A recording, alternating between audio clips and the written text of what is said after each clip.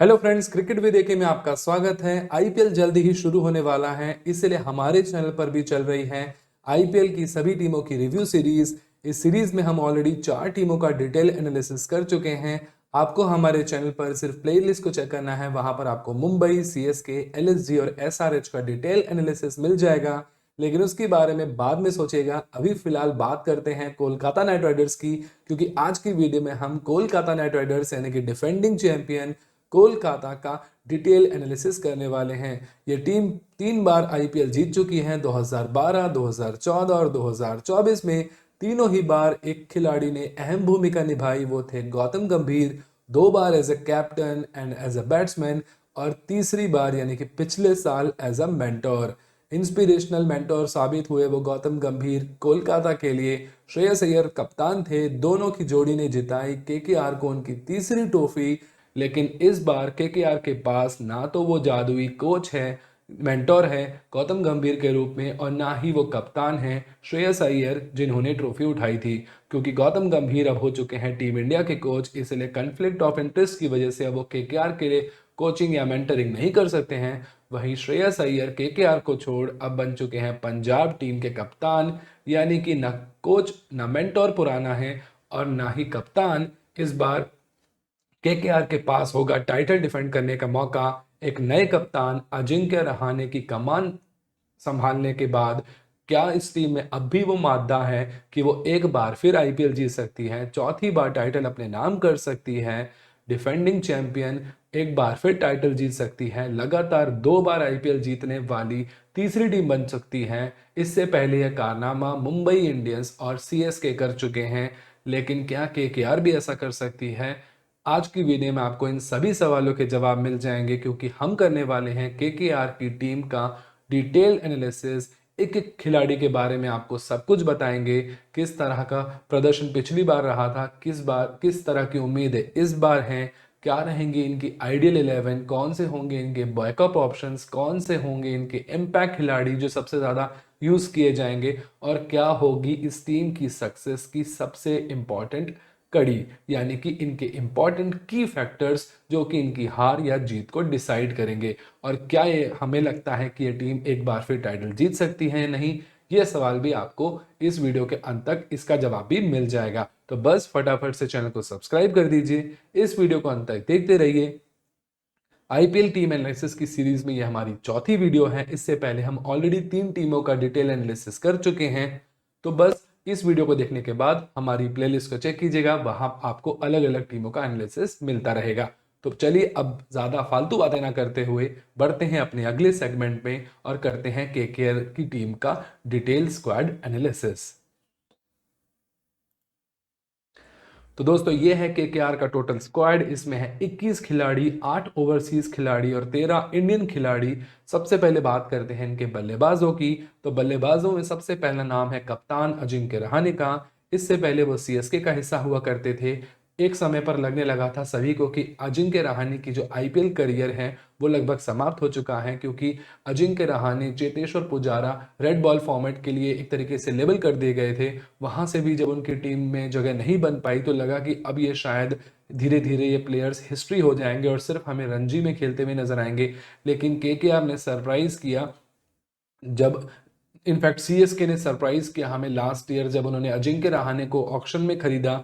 और ना सिर्फ ऑक्शन में खरीदा बल्कि अपनी टीम में भी शामिल किया, प्लेइंग 11 में भी शामिल किया, 3 नंबर जैसी इंपॉर्टेंट पोजीशन में बल्लेबाजी भी दी। लेकिन अजिंक्य रहाणे की भी दाद देनी पड़ेगी कि उन्होंने इस मौके को गंवाया नहीं, लगातार बढ़िया बल्लेबाजी करके दी, अच्छे अच्छे पारियां खेली, बड़े बड़े हिट्स भी लगाए, स्लो स्ट्राइक रेट से नहीं बल्कि एक अग्रेसिव अप्रोच के साथ बल्लेबाजी की, अपने लिए नहीं बल्कि टीम के कॉज के लिए खेले, 150 की स्ट्राइक रेट से बल्लेबाजी की। और लेकिन वो इस साल पिछले आईपीएल के बाद जब उन्होंने सैयद मुश्ताक अली ट्रॉफी में भी इसी तरह की 150+ की स्ट्राइक रेट से बल्लेबाजी की, तो उन्होंने साबित कर दिया कि जो आईपीएल में उन्होंने किया था वो वन ऑफ थिंग नहीं था, वो कोई फ्लूक नहीं था। वो इस तरह की अप्रोच के साथ ही अब बल्लेबाजी करने वाले हैं और एक नया अजिंक्य रहाणे दुनिया को मिलने वाला है। केकेआर ने इस बात पर भरोसा जताया, अपनी टीम में शामिल किया। जब टीम में शामिल किया तो मुझे नहीं लगता कि उन्होंने अजिंक्य रहाणे द कैप्टन देखा था, अजिंक्य रहाणे द बैट्समैन ही देखा था डेफिनेटली। लेकिन उसके बाद उनकी टीम जिस तरह की बनी, मुझे उन्हें लगा कि श्रेयस अय्यर नहीं है, गौतम गंभीर नहीं है, अब इन्हें एक्सपीरियंस्ड इंस्पिरेशनल लीडर चाहिए और अजिंक्य रहाणे डेफिनेटली उस चीज में सबसे आगे उन्हें नजर आए। मैं भी मानता हूं कि अजिंक्य रहाणे बहुत ही इंस्पिरेशनल लीडर हैं। उनकी बॉर्डर गावस्कर ट्रॉफी में जब पूरी टीम हमारी आधी से ज्यादा टीम इंजर्ड हो चुकी थी, तो ऑस्ट्रेलिया को जिस तरह से उन्होंने हराया था 36 पे ऑल आउट होने के बाद, और जिस तरह की कप्तानी दिखाकर उन्होंने 2-1 से सीरीज जीती थी, वो अपने आप में इस बात का सबूत है कि अजिंक्य रहाणे कितने बड़े कप्तान हैं, कितने इंस्पिरेशनल लीडर हैं। तो चलिए, अजिंक्य रहाणे की तारीफ बहुत हो गई, लेकिन कप्तानी के साथ साथ इनकी बल्लेबाजी में भी इस बार अहम भूमिका रहेगी, क्योंकि ये जिस कप्तान को रिप्लेस कर रहे हैं श्रेयस अय्यर, उसने सिर्फ कप्तानी से ही नहीं बल्लेबाजी से भी बहुत अहम भूमिका निभाई थी पिछले साल के केकेआर के सक्सेस में। और इस तरह की उम्मीद अजिंक्य रहाणे से होगी, ताकि वो खुद करके दिखाएं और अपनी टीम में मोटिवेशन दे, इंस्पिरेशन दे कि देखिए, वो मत करो जो मैं कहता हूं, वो करो जो मैं करता हूं। इसी के साथ बढ़ते हैं अगले बल्लेबाजों की तरफ। तो अगले हैं रिंकू सिंह, बढ़िया लेफ्टी बल्लेबाज हैं, मिडिल ऑर्डर में भी खेल सकते हैं, फिनिशर की भूमिका भी निभा सकते हैं। जब इन्होंने 5 बॉल पर 5 छक्के लगाकर जीत दिलाई थी केकेआर को, तो ये रातों रात सेंसेशन बन गए थे, सुपरस्टार बन गए थे। उसके बाद टीम इंडिया में भी खेले, वहां पर भी अच्छा किया, लेकिन पिछले कुछ समय से इनकी रैंक्स मुझे लगता है थोड़ी नीचे गिरी हैं, इनके स्टॉक्स थोड़े नीचे गिरे हैं। पिछले साल केकेआर में भी लगातार खेले, लेकिन इनकी बल्लेबाजी बहुत ज्यादा नीचे आई, क्योंकि ऊपर के बल्लेबाज इतनी अच्छी फॉर्म में थे, चाहे सुनील नारायण हो, फिल सॉल्ट हो, वेंकटेश हो, श्रेयस हो या रसल हो, कि इनकी बल्लेबाजी ज्यादा आ ही नहीं पाई, जिसकी वजह से इन्हें अपॉर्चुनिटीज भी कम मिली। और पूरे सीजन में इन्होंने सिर्फ 113 गेंदें खेली पिछली बार। लेकिन इस बार वो चाहेंगे कि उन्हें अच्छी अपॉर्चुनिटी मिले, क्योंकि इस बार वो ना सिर्फ टीम के लिए अच्छा करना चाहते हैं, बल्कि अपने लिए भी अच्छा करना चाहते हैं। क्योंकि उन्हें अगर एक बार फिर टीम इंडिया में वो वही पुरानी जगह पानी है, तो उन्हें आईपीएल को इस्तेमाल करना होगा एक बार फिर अपने आप को री अनाउंस करने के लिए। क्योंकि इस बात को भी ध्यान में रखना पड़ेगा कि अगले साल इंडिया अपने ही घर पे T20 वर्ल्ड कप खेलने वाली है, और अपने टाइटल को जो उन्होंने बारबेडोस में जीता था उसे डिफेंड करने वाले हैं, और रिंकू सिंह उस मौके को गंवाना नहीं चाहेंगे। अब बात करते हैं क्विंटन डिकॉक की, साउथ अफ्रीकन वेटरन लेजेंडरी बल्लेबाज, विकेट कीपर बल्लेबाज, ओपनिंग करते हैं। आईपीएल में भी इनका पुराना इतिहास रहा है। अभी एलएसजी से आ रहे हैं केकेआर में, लेकिन इससे पहले मुंबई इंडियंस का भी हिस्सा रह चुके हैं।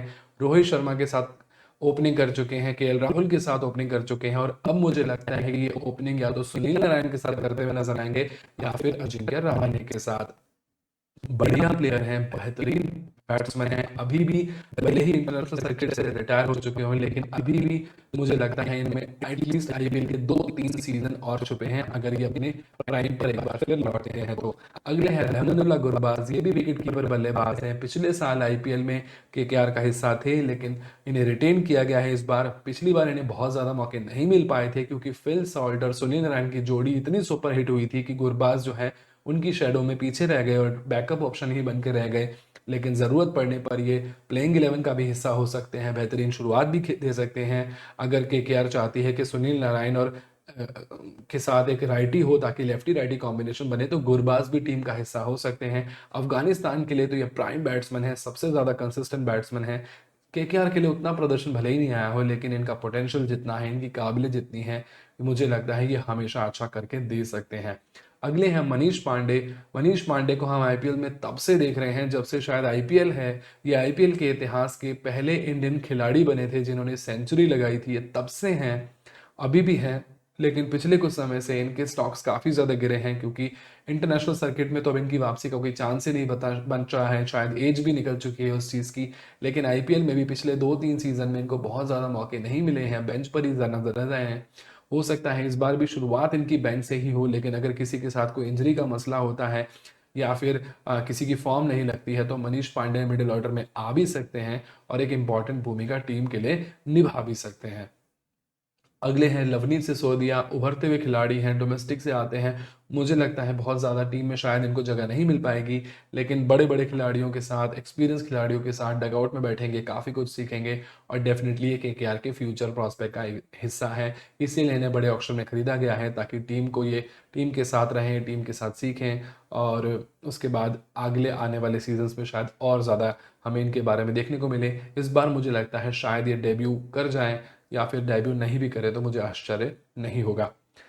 अंगक्रिश रघुवंशी ये बहुत बढ़िया खिलाड़ी हैं, युवा खिलाड़ी हैं, पिछले साल केकेआर के लिए काफ़ी अहम भूमिका इन्होंने निभाई, अच्छी बल्लेबाजी करी, नंबर 3 पर खेल सकते हैं, बड़े-बड़े छक्के लगाने के लिए जाने जाते हैं, काबिल दिन के अंदर हैं, दिखने में आपको लगेंगे छोटे से बच्चे लेकिन क्या ताबड़तोड़ छक्के लगाता है ये बच्चा और बहुत बढ़िया खिलाड़ी है। रघुवंशी नाम से 2 ऐसे खिलाड़ी होने वाले हैं, एक यहाँ केकेआर में और एक वहाँ आरआर में जिनके बारे में बहुत ज़्यादा चर्चा हो रही है और दोनों पर ही नज़रें रहेंगी। अगले हैं रॉवमन पावेल, वेस्ट इंडीज के खिलाड़ी हैं, टी20 में कप्तानी भी करते हैं उनके लिए, लेकिन आईपीएल में अब तक उतना वो जादू नहीं दिखा पाए हैं अपना। वो वेस्ट इंडियन प्लेयर जो कि वेस्ट इंडीज के खिलाड़ी, करेबियन खिलाड़ी आईपीएल में जिस तरह की शोहरत पाए हैं, जैसे Chris Gayle, Bravo, Sunil Narine, Andre Russell, Dwayne Smith, उस तरह का रॉबमन पॉवेल में ना तो फ्लेयर नजर आया है, ना ही वो परफॉर्मेंस दे पाए हैं वो, लेकिन डेफिनेटली बढ़िया खिलाड़ी हैं, मिडिल ऑर्डर में बैटिंग करते हैं, हिटिंग अच्छी कर लेते हैं, ज़रूरत पड़ने पर 1-2 ओवर भी निकाल के दे सकते हैं। कितना यूज़ करेगी आईपीएल में, कितना यूज़ करेगी केकेआर ने टीम में, ये देखने वाली बात होगी। तो देख लिए, बैटर्स की हमने बात कर ली, बैटर इनके पास बहुत सॉलिड हैं, बहुत ताबड़तोड़ हैं, सभी एक्सपीरियंस खिलाड़ी हैं, सभी के पास आईपीएल का तजुर्बा है और प्रूवन प्लेयर्स हैं लगभग सभी। लेकिन इसके साथ ही साथ अब मैं बात करने वाला हूँ ऑलराउंडर्स की, और ऑलराउंडर्स की जब मैं चर्चा करूंगा तो आपको लगेगा ये तो बैटर्स से भी एक कदम आगे निकले हैं, क्योंकि यहाँ इनके पास जो ऑलराउंडर्स हैं वो इतने तगड़े हैं, इतने एक्सपीरियंस के साथ आ रहे हैं। मैं बात कर रहा हूँ आंद्रे रसल और सुनील नारायण की। ये करेबियन जोड़ी केकेआर में जब से है तब से बेहतरीन परफॉर्मेंस देती आ रही है। तब भी केकेआर की सक्सेस के लिए सबसे इंपॉर्टेंट फैक्टर थी, पिछली बार भी थी और इस बार भी रहेगी। आंद्रे रसल पिछले साल बेहतरीन फॉर्म में थे, बल्लेबाजी से इन्होंने रन बना के दिए, गेंदबाजी से अहम भूमिका निभाई, फिटनेस के इनके साथ मसले रहते हैं, इंजरी कंसर्न्स रहते हैं, लेकिन उसके बावजूद भी अपनी लिमिटेड फिटनेस के साथ ये जो गेंदबाजी करते हैं, जो परफॉर्मेंस देते हैं, वो शायद और कोई अपने फुल फिटनेस में भी नहीं दे पाता। लास्ट सीजन इन्होंने 19 विकेट निकाले और आई थिंक 190 और रन भी बना के दिए, लगभग 180 प्लस की स्ट्राइक रेट से। तो इस तरह के केकेआर के बल्लेबाज हैं, ये फिनिशर की भूमिका निभा सकते हैं, नंबर 4 पर, 5 पर, 6 पर, 7 पर, कहीं भी इन्हें भेजा जा सकता है। इनका गेम वही रहता है, see the ball, hit the ball. जिस तरह के छक्के ये लगाते हैं, जिस तरह का गेम चेंजर है ये, शायद आईपीएल में और कोई भी नहीं होगा। अगले हैं Sunil Narayan. Sunil Narine the bowler अपने आप में इतने इंपॉर्टेंट प्लेयर हैं केकेआर के लिए कि वो हर बार प्लेइंग 11 का हिस्सा बन सकते हैं, हर बार प्लेइंग 11 का हिस्सा बनते हैं। लेकिन इसमें जब आप Sunil Narine the opening batsman add कर देते हैं तो वो एक ऐसा कॉम्बिनेशन बन जाता है जो शायद किसी के पास भी नहीं होगा, क्योंकि एक सरप्राइज फैक्टर रहते हैं। जिस तरह की प्लेयर है, जिस तरह की हिटिंग करते हैं, जब तक सामने वाली टीम को, बॉलिंग टीम को समझ में आता है कि अरे सुनील नारायण चालू हो गए हैं, सुनील नारायण ने मारना चालू कर दिया है, तब तक वो स्कोर को 50 के पार ले जाते हैं। अपनी टीम का पावर प्ले में 60 run, 70 run, 80 run, 90 run, 100 run, कुछ भी इनके लिए इम्पॉसिबल नहीं है। इस तरह की हिटिंग करते हैं और अगर ये आउट भी हो गए तो टीम को बहुत ज़्यादा फर्क नहीं पड़ता, क्योंकि पूरी बैटिंग इनके पास ऑलरेडी इतनी स्टार स्टडीड रहती है। तो लेकिन सुनील नारायण जब ऊपर से स्टार्ट देते हैं तो ये पता होता है कि मोमेंटम अब हमारी तरफ है और हम इसको और आगे ले जाते हैं। अगर सुनील नारायण हैं और अच्छी परफॉर्मेंस देते हैं तो केकेआर जिस तरह के विकेट आजकल आईपीएल में मिलते हैं, 220, 230, 240, 250, इवन 300 भी पहुंच सकती है। बहुत हो गई सुनील नारायण की तारीफ, अब बात करते हैं रमनदीप सिंह की। ये भी बढ़िया खिलाड़ी हैं, अब इंडिया डेब्यू कर चुके हैं, बेहतरीन फील्डर हैं, अच्छे हिटर हैं, ताबड़तोड़ लंबे लंबे छक्के लगा सकते हैं, ज़रूरत पड़ने पर 1-2 ओवर गेंदबाजी भी कर सकते हैं। लेकिन मुझे नहीं लगता रमनदीप सिंह द बॉलर की बहुत ज़्यादा ज़रूरत इन्हें पड़ेगी, क्योंकि इनके पास ऑलरेडी बहुत सारे ऑलराउंडर्स हैं। लेकिन मैं पिछली बार इन्हें इम्पैक्ट प्लेयर के रूप में काफ़ी ज़्यादा देखा गया था, लेकिन इस बार मैं उम्मीद कर रहा हूँ कि रमनदीप सिंह द प्लेयर आपको टीम में नंबर पाते हुए दिखे, यानी कि 11 में जगह बनाते हुए नजर आए, क्योंकि इनकी बैटिंग, बॉलिंग, फील्डिंग तीनों के ही इस्तेमाल करना चाहिए केकेआर को। अगले हैं मोइन अली। ये भी एक्सपीरियंस खिलाड़ी हैं, आईपीएल में भी और इंटरनेशनली भी। अब इंग्लैंड से रिटायर हो चुके हैं लेकिन आईपीएल में अभी भी खेल रहे हैं। बहुत ज़्यादा इन्होंने कभी भी आईपीएल में वो जादू करके नहीं दिया है, लेकिन एक इंपॉर्टेंट प्लेयर हैं, हमेशा अपना रोल अच्छे से निभाते हैं। फ्लोटर हैं बल्लेबाजी में, आप इनके 3 number, 4 number, 5 number, 7 number, 8 number, 9 number कहीं भी भेज सकते हैं और इनसे उम्मीद कर सकते हैं कि ज़रूरत पड़ने पर अच्छे रन बना के देंगे। मिडिल ऑर्डर में बढ़िया गेंदबाजी करके दे सकते हैं। पावर प्ले में ज़रूरत पड़े, अगर सामने लेफ्टी ओपनर आ जाए तो ये वो भी करके दे सकते हैं। बढ़िया ऑफ स्पिनर हैं, अपनी वेरिएशंस इनके पास अच्छे हैं, विकेट टेकर हैं, पार्टनरशिप ब्रेक कर सकते हैं और अच्छी अगर परचेज मिले तो ये चोक भी कर सकते हैं सामने वाली टीम को अपनी फिरकी गेंदबाजी से। तो एक बहुत इंपॉर्टेंट प्लेयर हैं, खासकर तब जब इनके पास सुनील नारायण और वरुण चक्रवर्ती जैसे दो स्पिनर ऑलरेडी मौजूद हैं। स्पिनिंग कंडीशन में अगर इसमें सुनील नारायण भी जोड़ दिए, वो मोइन अली भी जोड़ दिए जाए, तो ये ट्रायो जो 12 ओवर का बन जाता है, ये बहुत ही ज़्यादा डेडली कॉम्बिनेशन बन सकता है केकेआर के लिए। तो हो गई ऑलराउंडर्स की बात, देख लिया आपने किस तरह के स्टार ऑलराउंडर हैं इनके पास। अब बात करते हैं बॉलर्स की। तो इनके पास है अनुकुल राय, चेतन सकारिया, हर्षित राणा, वरुण चक्रवर्ती, एंड्रिक नौकिया, वैभव अरोड़ा, मयंक मार्कंडे, स्पेंसर जॉनसन। अनुकुल रॉय मुझे लगता है बॉलिंग ऑलराउंडर है, तो इन्हें ऑलराउंडर में शामिल करना चाहिए था, लेकिन मैंने इन्हें बॉलर में डाल दिया है। पिछले साल ये बॉलर ज़्यादा बनकर टीम में शामिल हुए थे, इम्पैक्ट प्लेयर थे, आते थे, कई बार वेंकटेश को रिप्लेस कर देते थे तो किसी और को रिप्लेस कर देते थे और बॉलिंग करके जाते थे। लेकिन मुझे लगता है कि शुरुआत में इनको ज़्यादा चांसेस शायद नहीं मिले, क्योंकि ऑलरेडी केकेआर के पास बहुत ज़्यादा बॉलिंग ऑप्शंस हैं। लेकिन इसके साथ अगले हैं चेतन साकारिया, जो टीम में शामिल हुए हैं अभी रिसेंटली, सबसे लेटेस्ट एडिशन है टीम में, स्क्वाड में, क्योंकि उमरान मलिक जिन्हें ऑक्शन में बड़ी उम्मीदों के साथ खरीदा गया था, वो इंजरी की वजह से आईपीएल से बाहर हो गए हैं। इसलिए चेतन साकारिया को उनके रिप्लेसमेंट के रूप में टीम में शामिल किया गया है। अच्छे गेंदबाज हैं, आई थिंक राजस्थान रॉयल्स के लिए खेलते थे ये, बढ़िया गेंदबाज हैं। बहुत अच्छे नहीं हैं, महंगे साबित होते हैं, लेकिन विकेट निकाल के दे सकते हैं, अहम भूमिका निभा सकते हैं ज़रूरत पड़ने पर। जिस तरह की बॉलिंग लाइनअप केकेआर के पास है, शायद आइडियल पहली 11 में इनकी जगह ना बन पाए, लेकिन एक अच्छे बैकअप ऑप्शन के बन सकते हैं डेफिनेटली ज़रूरत पड़ने पर। अगले हैं हर्षित राणा। पिछले साल जब इन्होंने एक तरीके से बेहतरीन प्रदर्शन करके दिया था, तो बहुत ज़्यादा लोग इनके बारे में नहीं जानते थे, लेकिन अब इनके केकेआर की परफॉर्मेंस की वजह से गंभीर ने इन्हें पिक किया। जब गंभीर टीम इंडिया के कोच बने तो इन्हें बीजीटी में खिलाया गया, जिसकी बहुत ज़्यादा निंदा भी हुई, आलोचना भी की गई। केकेआर के प्लेयरों को प्रमोट किया जा रहा है, ऐसे इल्ज़ाम भी लगाए गए। लेकिन हर्षित राणा ने अपने सारे पाप धो दिए, अपने सारे लगे हुए इल्ज़ामों को साइड में रखते हुए परफॉर्मेंस दिया चैंपियंस ट्रॉफी में और बेहतरीन भूमिका निभाई। मोहम्मद शामी के साथ जसप्रीत बुमराह जब इंजरी की वजह से चैंपियंस ट्रॉफी का हिस्सा नहीं बन पाए। अब definitely Harshit Rana high on confidence भी होंगे, लेकिन एक्सपेक्टेशंस भी अब दर्शकों की भी और टीम की भी उनसे ज़्यादा होगी पिछले सीजन के मुकाबले। तो उस एक्सपेक्टेशंस के साथ कैसी प्रदर्शन दे पाते हैं हर्षित राणा, ये देखने वाली बात होगी। अगले हैं वरुण चक्रवर्ती, मिस्ट्री स्पिनर, इस समय इंडिया के one of the most important player limited over format में, चाहे टी20 हो या 50 ओवर फॉर्मेट। क्या चैंपियन ट्रॉफी में इन्होंने परफॉर्मेंस दी है, क्या बेहतरीन गेंदबाजी की है इन्होंने दुबई की विकेटों में। इंडियन कंडीशंस में भी ये मुझे लगता है बहुत ज़्यादा लीथल रहेंगे, चाहे घर पे खेले केकेआर या फिर बाहर जाकर खेले। मुझे लगता है कि अगर वरुण चक्रवर्ती पूरे सारे के सारे मैचेस खेलते हैं, 14-15 जो भी खेलती है केकेआर, मुझे लगता है इनके 20 विकेट तो मैं मानकर चल सकता हूं, जिस तरह की गेंदबाजी फॉर्म में फिलहाल ये चल रहे हैं। अगले हैं Anrich Nokia. Anrich Nokia overseas गेंदबाज हैं, इनके साथ स्पेंसर जॉनसन, दो ओवरसीज पेसर खिलाए हैं केकेआर ने अपनी टीम में। मुझे लगता है कि स्पेंसर जॉनसन को शायद प्रेफरेंस मिले शुरू में, क्योंकि वो युवा हैं। एंड्रिक नोकिया के साथ फिटनेस के भी मसले रहते हैं, खासकर इससे पहले केकेआर के साथ हुआ करते थे मिचेल स्टार्क, जो कि लेफ्टी पावर प्ले में गेंदबाजी करते थे, तेज गेंदबाज थे। तो स्पेंसर जॉनसन वही सेम ऑप्शन बन के आते हैं, लेफ्टी तेज गेंदबाज। तो मुझे लगता है कि शायद उनको प्रेफरेंस मिले प्लेइंग 11 में।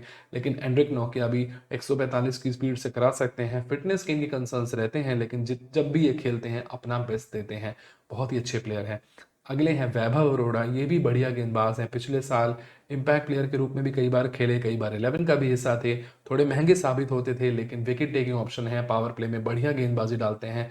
और पिछले साल इन्होंने काफ़ी अच्छे अपने ग्लिम्सेस दिखाए थे अपने पोटेंशियल के, जिसे वो इस बार और ज़्यादा इन्हेंस करेंगे और एक तरीके से अपने आप को पूरी तरह से अनाउंस करेंगे इंटरनेशनल स्टेज पर, जब सभी मुझे लगता है नज़रें इन पर टिकी हुई होंगी।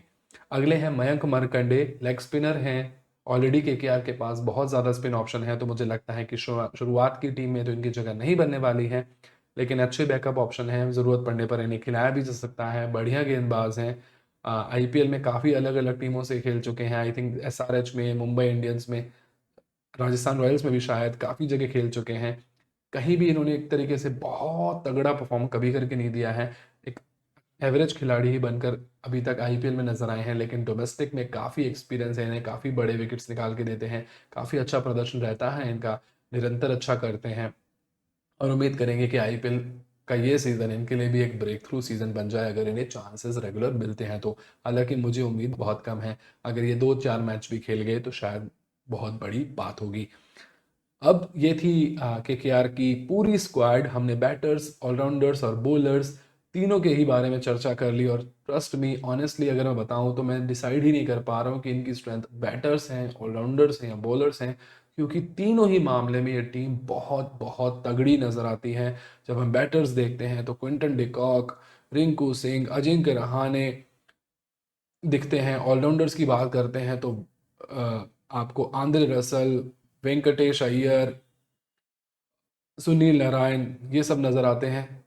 मेरी लिस्ट में वेंकटेश अय्यर, हाँ ऑलराउंडर में डाले हैं मैंने, वेंकटेश अय्यर सब नज़र आते हैं। फिर जब बॉलिंग पे आते हैं तो हर्षित राणा, वरुण चक्रवर्ती, वैभव अरोड़ा, स्पेंसर जॉनसन, क्या बैटिंग लाइनअप है, क्या बॉलिंग लाइनअप है, क्या मिडिल ऑर्डर, क्या फिनिशर, सब कुछ है इस टीम के पास। पिछली बार ये टीम टाइटल जीती थी, इस बार भी मुझे लगता है कि ये टीम ऑन पेपर तो बहुत बहुत तगड़ी है। अब बढ़ते हैं अगले सेगमेंट पे और बात करते हैं आइडियल 11 हमारी नज़र में केकेआर की क्या होनी चाहिए, क्या कॉम्बिनेशन मुझे लगता है केकेआर के लिए सबसे अच्छा रहेगा, उसकी चर्चा करते हैं। तो दोस्तों ये है वो 12 खिलाड़ी, 11 प्लेयर और 12वां इम्पैक्ट प्लेयर जो मैंने शामिल किया है। मेरी नज़र में ये आइडियल 11 है केकेआर की। सुनील नारायण, क्विंटन डिकॉक होंगे ओपनर, दोनों लेफ्टी। अगर लेफ्टी राइटी कॉम्बिनेशन चाहते हैं तो अजिंक्य रहाणे ओपन भी कर सकते हैं। अगर कुछ फॉर्म का मसला रहता है क्विंटन डिकॉक के साथ तो फिर क्विंटन डिकॉक के बदले रहमानुल्लाह गुरबाज भी आ सकते हैं, वो भी फिर लेफ्टी राइटी कॉम्बिनेशन बना लेंगे सुनील नारायण के साथ। अगर अगर सुनील नारायण ऊपर बल्लेबाजी में अच्छा परफॉर्म नहीं कर पाते हैं तो Sunil Narayan as a bowler नीचे आ सकते हैं और क्विंटन के साथ अजिंक्य रहाणे ओपनिंग कर सकते हैं। तो मुझे लगता है कि इनके पास अच्छे ओपनिंग पेयर हैं। ये दोनों ही मुझे लगता है स्टार्टिंग जोड़ी होनी चाहिए, लेकिन अगर ये वर्क नहीं भी करती है तो भी पैनिक की बात नहीं है, क्योंकि केकेआर के पास ऑप्शंस और भी हैं और वो भी बहुत सॉलिड ऑप्शंस हैं। नंबर 3 मुझे लगता है अजिंक्य रहाणे के लिए मोस्ट सूटेबल पोजीशन रहेगी। कप्तानी करेंगे, एंकर कर सकते हैं, एग्रेसिव अप्रोच को कंटिन्यू कर सकते हैं, ऊपर जो स्टार्ट लगी उसको मोमेंटम को आगे बढ़ा सकते हैं, क्योंकि अब वो अजिंक्य रहाणे पुराने अजिंक्य रहाणे नहीं है जो कंसोलिडेट करने में बिलीव करते थे। अभी अग्रेसिव अप्रोच वाले 150 की स्ट्राइक रेट से बड़े बड़े हिट लगाने वाले अजिंक्य रहाणे हैं, जो मुझे लगता है नंबर 3 पर एक बहुत इंपॉर्टेंट रोल निभा सकते हैं केकेआर में, खासकर तब जब उनके पिछले कप्तान श्रेयस अय्यर इतना बढ़िया करके दे रहे थे उनके लिए नंबर 3 और नंबर 4 पर, और उनकी सर्विसेज अभी फिलहाल केकेआर के पास नहीं है। तो नंबर 4 पर मुझे लगता है वेंकटेश अय्यर से बढ़िया प्लेयर केकेआर के पास नहीं हो सकता। बहुत एक्सपीरियंस हो गया है अब इनके पास, पिछला सीजन इनका बहुत तगड़ा गया था, इस बार 23.5 करोड़ रुपए में बिके हैं। एक्सपेक्टेशंस भी बहुत ज़्यादा होंगी दर्शकों को भी, टीम को भी, मैनेजमेंट को भी। मुझे लगता है कि प्राइस टैग प्रेशर इनके ऊपर रहेगा, लेकिन मुझे लगता है जिस तरह की काबिलियत इनके पास है, जिस तरह का एक्सपीरियंस हो चुका है अब इनके पास, जितना पोटेंशियल रखते हैं, मुझे लगता है कि बहुत अच्छा करेंगे इस सीजन में भी। नंबर 5 पर रिंकू सिंह, जैसा कि मैंने बताया कि पिछले कुछ समय से इन्हें अपॉर्चुनिटीज़ बहुत ज़्यादा नहीं मिली हैं, टीम इंडिया में भी अभी इन आउट रहने लगे हैं, इसलिए रिंकू सिंह चाहेंगे कि ये सीज़न उनका अच्छा जाए ताकि उनके चांसेस एक बार फिर टीम इंडिया में और ज़्यादा बढ़ जाएं और बहुत ज़्यादा अच्छा करें ये सीज़न में, ताकि ये 2026 के T20 वर्ल्ड कप जब इंडिया खेले तो उसमें भी इनका नाम हो। अगले हैं Andre Russell. Andre Russell KKR में हमेशा से थे और ऐसा लगता है हमेशा रहेंगे, क्योंकि हमेशा से जब से जवान थे, फिर उसके बाद अब तो एक तरीके से वेटरन हो चुके हैं, फिटनेस के भी इशू रहते हैं, लेकिन उसके बावजूद भी Andre Russell the player, Andre Russell the allrounder एक बार फिर मुझे लगता है कि केकेआर के लिए सबसे इंपॉर्टेंट प्लेयर रहेगा। पिछला सीजन काफ़ी शानदार रहा, उसके बाद फॉर्म इनकी गिर गई, लेकिन आईपीएल जब आता है तो इनकी फॉर्म एक बार फिर वापस आ जाती है और इसी तरह का प्रदर्शन उनसे उम्मीद करेगी केकेआर। अगले हैं रमनदीप सिंह। मैं आपको बता चुका हूँ बेहतरीन फील्डर हैं, बेहतरीन बल्लेबाज हैं, अच्छी हिटिंग कर सकते हैं, ज़रूरत पड़ने पर गेंदबाजी भी कर सकते हैं। नंबर 7 पर एक अच्छे फिनिशर के लिए मुझे लगता है रमनदीप बहुत बढ़िया ऑप्शन है। अगले हैं हर्षित राणा, उसके बाद Spencer Johnson. Spencer Johnson Australia में चैंपियंस ट्रॉफी खेले, बहुत अच्छा प्रदर्शन नहीं रहा इनका पाकिस्तान और दुबई में। दुबई में तो इंडिया के खिलाफ इन्होंने खेला। गेंदबाज अच्छे हैं, बढ़िया बॉलर हैं, लेकिन अभी बहुत युवा हैं, काफ़ी कुछ सीखेंगे। डेफिनेटली वो लेवल नहीं है जो मिचेल स्टार्क का था पिछले साल केकेआर में। ऐसे फाइनल में मिचेल स्टार्क ने बेहतरीन गेंदबाजी की, लेकिन डेफिनेटली मुझे लगता है जब स्टार्क इनके पास नहीं है तो एक लेफ्टी ऑस्ट्रेलियन तेज गेंदबाज स्पेंसर जॉनसन एक अच्छा ऑप्शन हो सकते हैं इनके लिए, और मुझे लगता है कि ये टीम में शुरुआत भी करेंगे प्लेइंग 11 में। अगले हैं वरुण चक्रवर्ती और वैभव अरोड़ा। वरुण चक्रवर्ती की ऑलरेडी हम बहुत बात कर चुके हैं, बहुत ही बढ़िया प्लेयर हैं, ड्रीम रन चल रहा है इनका इंटरनेशनल सर्किट में भी, और इस बार भी मुझे उम्मीद है बहुत ज़्यादा विकेट्स निकाल कर देंगे ये। वैभव अरोड़ा अच्छे गेंदबाज हैं। वैभव अरोड़ा और चेतन सकरिया मुझे लगता है चॉप एंड चेंज हो सकता है। अगर वैभव अरोड़ा मुझे लगता है शुरू में गेंदबाजी करेंगे, क्योंकि पिछले साल भी उन्होंने अच्छा किया था, लेकिन इनकी फॉर्म अगर गड़बड़ाती है तो चेतन सकरिया को भी मौके मिल सकते हैं। अगले हैं अंककृष रघुवंशी। ये इम्पैक्ट प्लेयर के रूप में टीम में शामिल किए जा सकते हैं। नंबर 3 पर भी खेल सकते हैं, 4 पर भी खेल सकते हैं, 5 पर भी खेल सकते हैं। बढ़िया प्लेयर हैं, अच्छी हिटिंग करते हैं, युवा खिलाड़ी हैं और बहुत बहुत काबिलियत है इनके अंदर। तो दोस्तों ये थी आइडियल 11 कोलकाता नाइट राइडर्स की। अब बढ़ते हैं अगले सेगमेंट में और बात करते हैं केकेआर के वो की फैक्टर्स की जो हमारी नज़र में ये सीज़न डिसाइड करेंगे केकेआर के लिए कि केकेआर ट्रॉफी एक बार फिर उठाने वाली है या नहीं।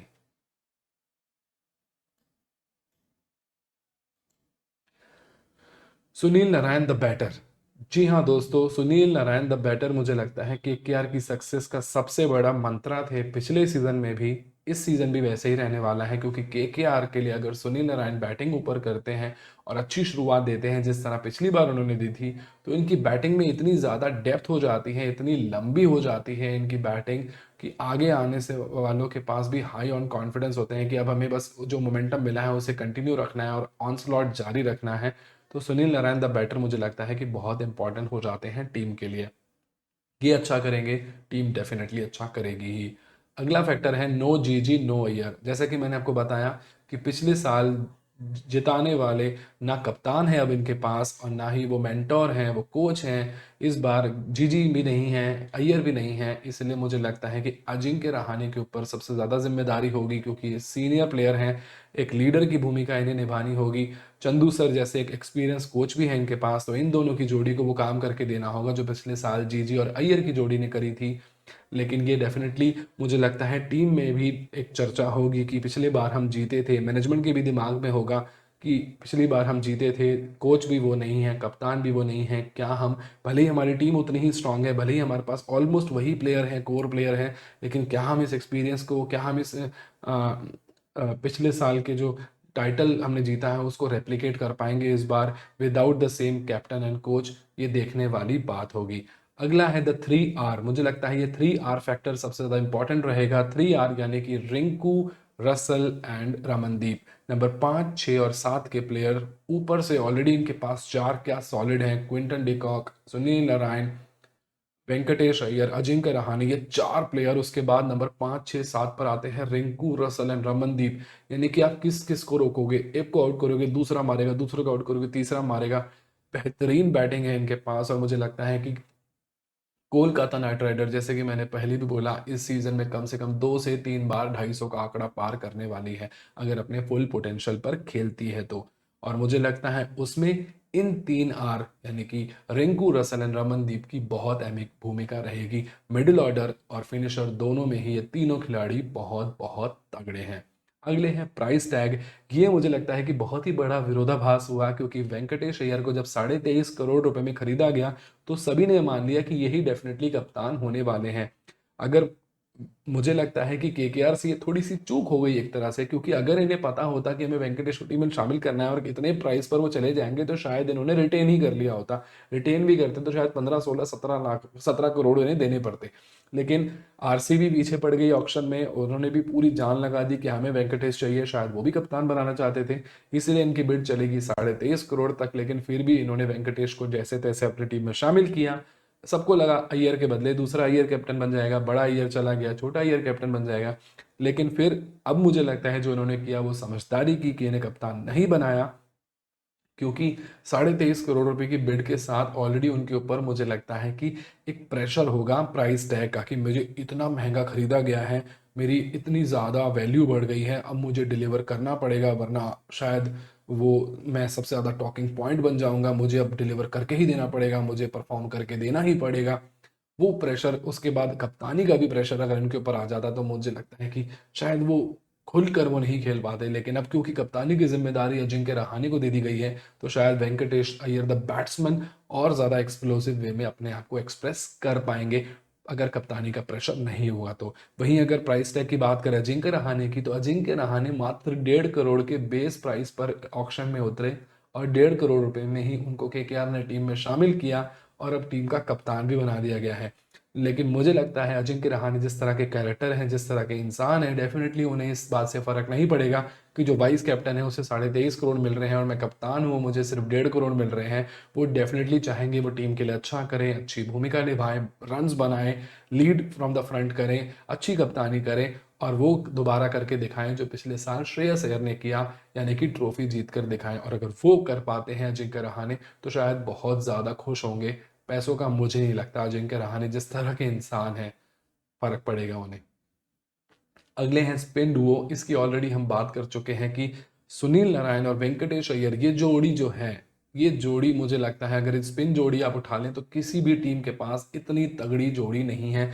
8 ओवर इनके पास, ये पावर प्ले में भी गेंदबाजी कर सकते हैं, मिडिल ओवर में भी गेंदबाजी कर सकते हैं, फिनिशर भी बन सकते हैं, टीम इंडिया के लिए डेथ बॉलिंग भी, टीम केकेआर के लिए डेथ बॉलिंग भी कर सकते हैं। इस तरह की वैरायटी है, रन बनाना इनके अगेंस्ट मुश्किल है, विकेट निकाल कर हमेशा देते हैं। ये 8 ओवर जो है मुझे लगता है ये बहुत बहुत तगड़े हैं केकेआर के पास। अगर ये दोनों अपना बेस्ट देते हैं जिस तरह इन्होंने लास्ट सीजन खेला था, केकेआर के जीत के चांसेस ये और ज़्यादा बढ़ा देंगे, क्योंकि बैटिंग तो इनके पास ऑलरेडी सॉलिड है ही।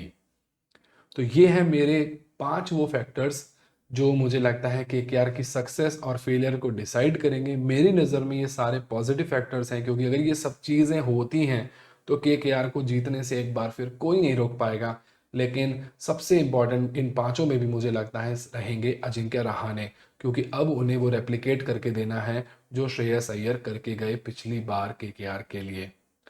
अब बढ़ते हैं अपने अगले सेगमेंट में, जिसमें हम देते हैं अपना ओपिनियन, अपना प्रिडिक्शन कि हमारी नज़र में क्या केकेआर करेगी इस सीज़न में, किस नंबर पे फिनिश करेगी पॉइंट्स टेबल पर और ट्रॉफी जीतेगी या नहीं। तो अनदर ट्रॉफी लोडिंग लिखा है मैंने, और मुझे लगता है कि केकेआर टीम ना सिर्फ प्लेऑफ में क्वालिफाई करेगी बल्कि शायद टॉप 2 में फिनिश करेगी लीग स्टेज के बाद। और ये टीम एक बार में जो लगता है फिर फाइनल खेल सकती है। फाइनल वाले दिन किस्मत होती है, कई बार सब कुछ अच्छा हो जाता है, आप ट्रॉफी जीत जाते हैं। पिछले साल पूरे टूर्नामेंट में मिचेल स्टार्क की फॉर्म खराब रही, लेकिन फाइनल में उन्होंने जीत दिला दी, बेहतरीन गेंदबाजी कर दी। फाइनल में आपको थोड़ी किस्मत भी चाहिए होती है, लक फैक्टर बहुत बड़ा हो जाता है आखिरी दिन। लेकिन मुझे लगता है कि जिस तरह की ये टीम है, ये दोबारा फाइनल खेलनी चाहिए। अगर अपने पोटेंशियल पर खेलती है तो डेफिनेटली आपको ये वन ऑफ द फाइनलिस्ट नज़र आने वाली है। आज की वीडियो में बस इतना ही। आई होप आपको हमारा ये डिटेल एनालिसिस पसंद आया होगा। कल हम करने वाले हैं दिल्ली कैपिटल्स का डिटेल एनालिसिस, तो चैनल को सब्सक्राइब ज़रूर कर दीजिएगा। और वीडियो में अंत तक बने रहने के लिए बहुत बहुत धन्यवाद। इसका लिंक अपने दोस्तों के साथ शेयर कीजिए। छोटा सा चैनल है, नया चैनल है, बहुत कम सब्सक्राइबर हैं, मुट्ठी भर में गिन सकते हैं, उंगलियों पर गिने जा सकते हैं। इन्हें बड़ा करने में आपका योगदान बहुत ज़्यादा ज़रूरी है। मिलते हैं कल, तब तक के लिए गुड बाय।